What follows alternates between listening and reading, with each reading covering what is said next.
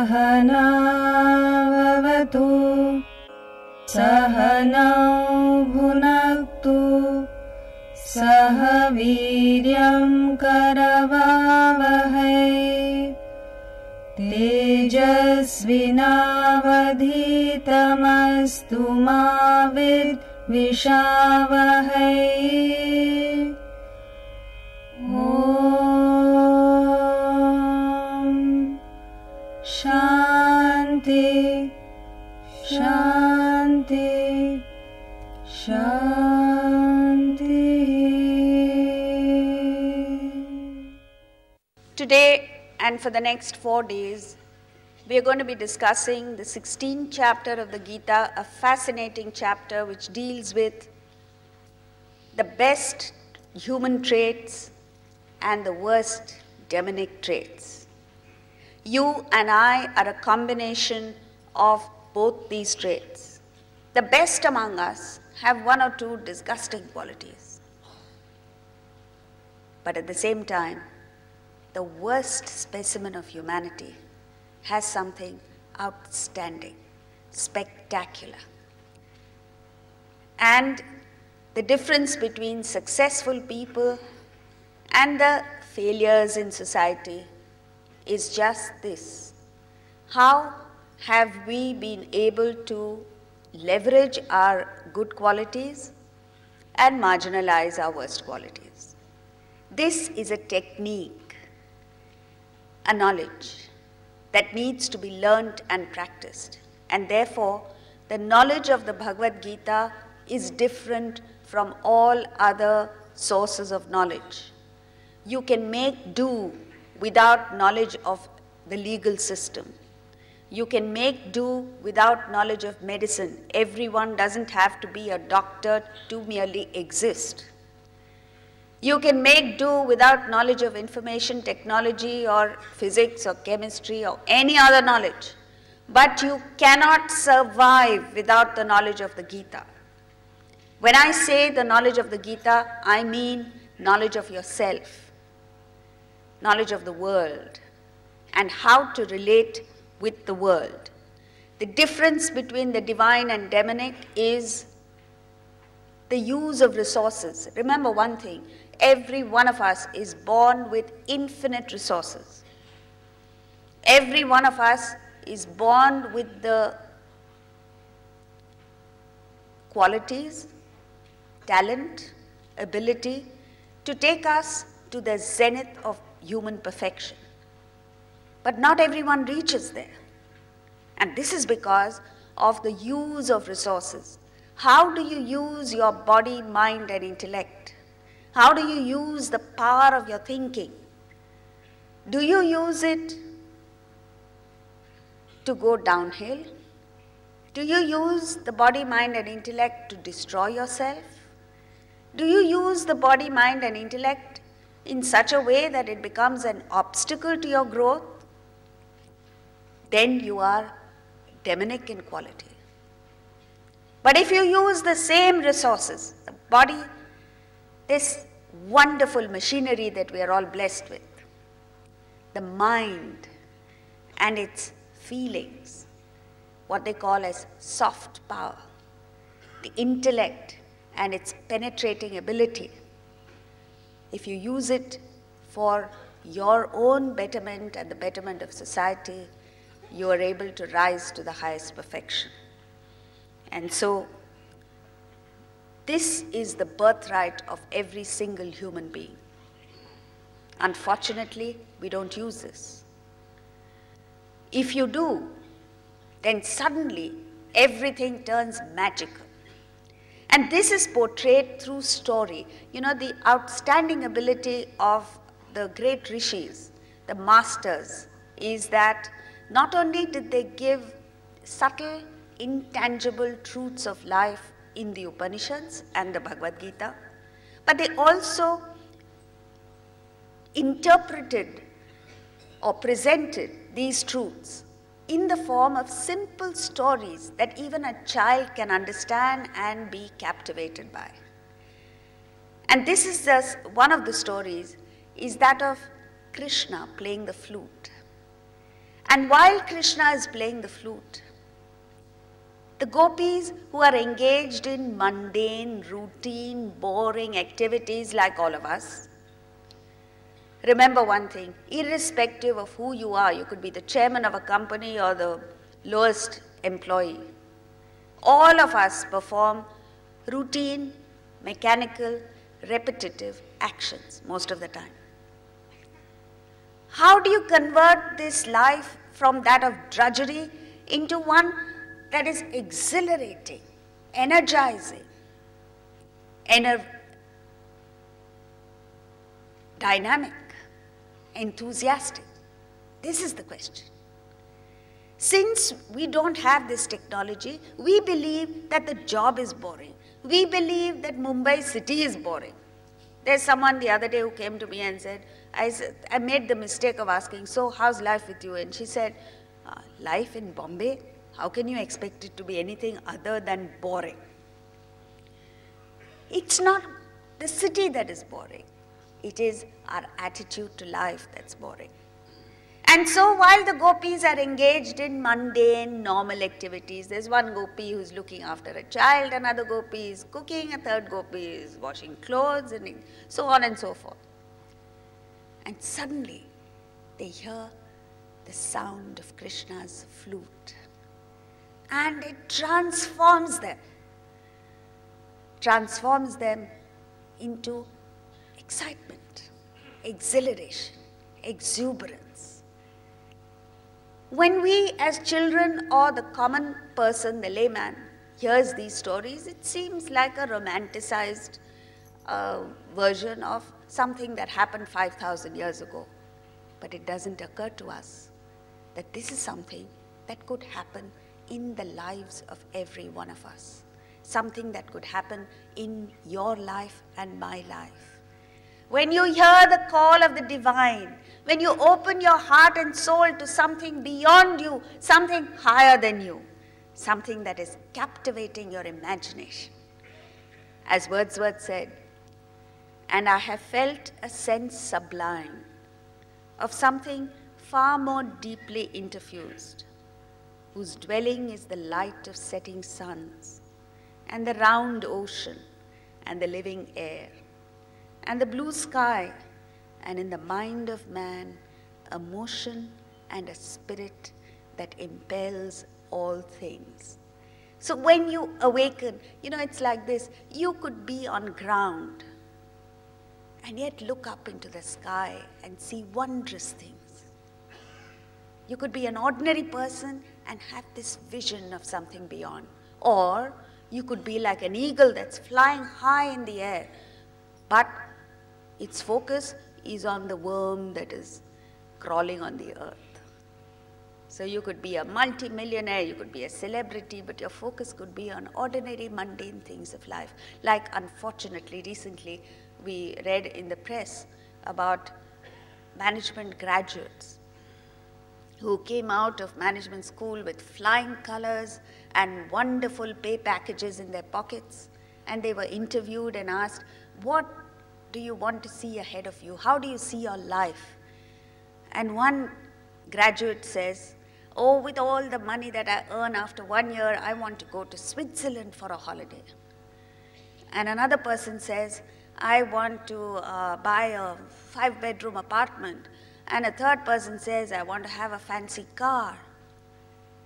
And I felt so sad that after all this talent and the best of education that this country has to offer, all you can think of is a holiday in Switzerland. This is the eagle that's flying high in the air, but the focus is on little things of life. The Gita expands our vision.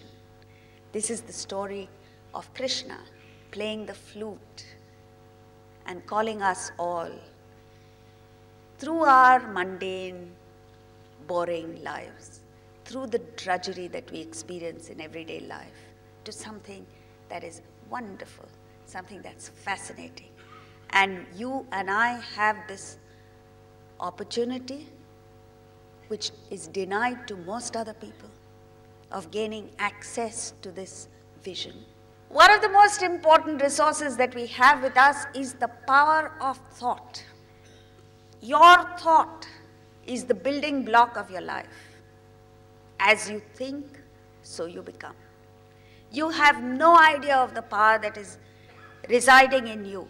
Every thought delivers an unseen chisel blow to the future of your life. And therefore, you should watch out for these thoughts. Most of us entertain thoughts at random without worrying about the consequences that these thoughts will have.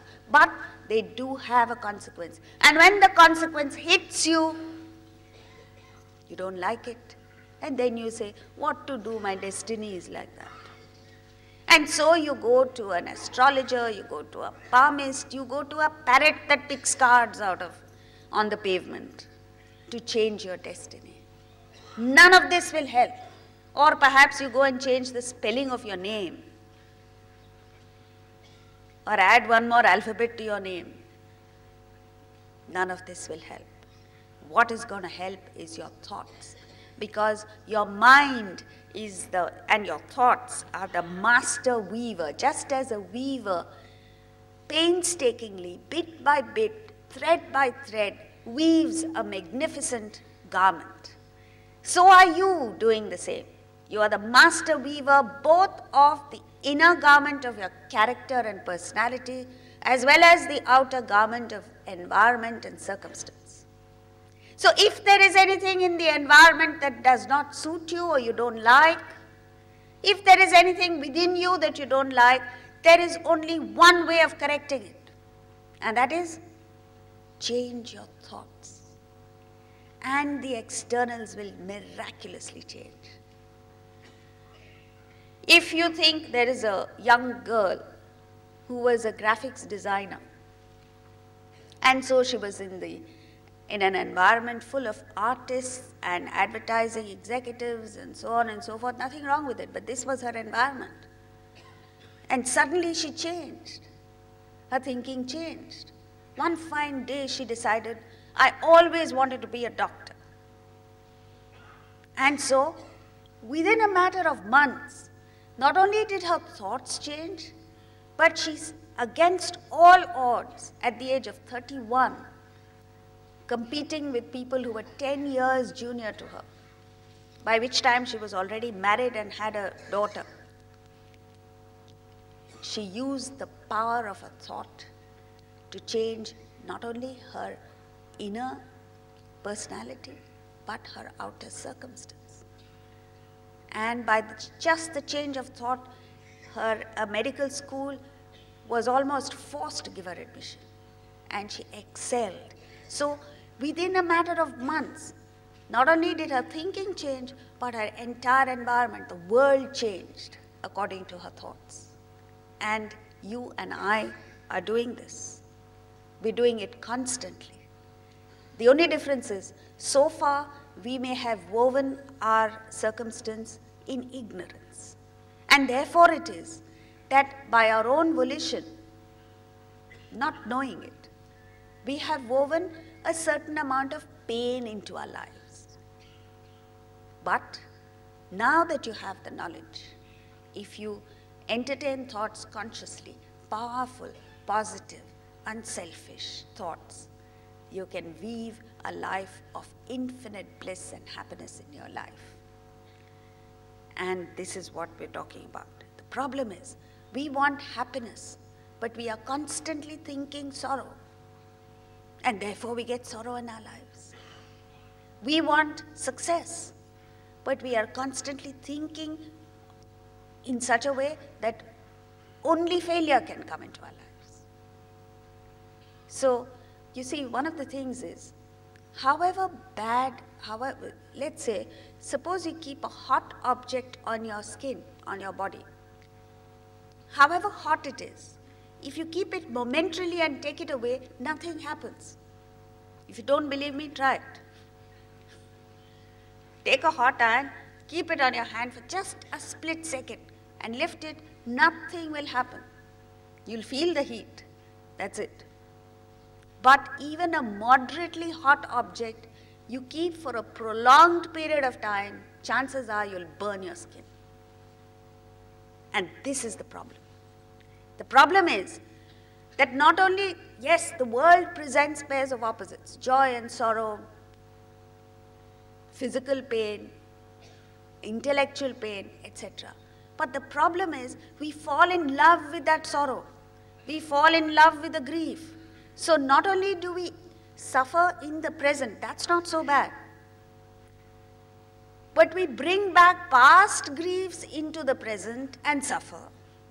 We invite grief from the future and suffer. And then it becomes unbearable. If you were to be told to hold this object on your palm, would you be able to do it? Very easily. If I can do it, so can you. But if I were to tell you to hold it for 6 hours, what would happen? You'll feel the strain. For 24 hours, you'll collapse.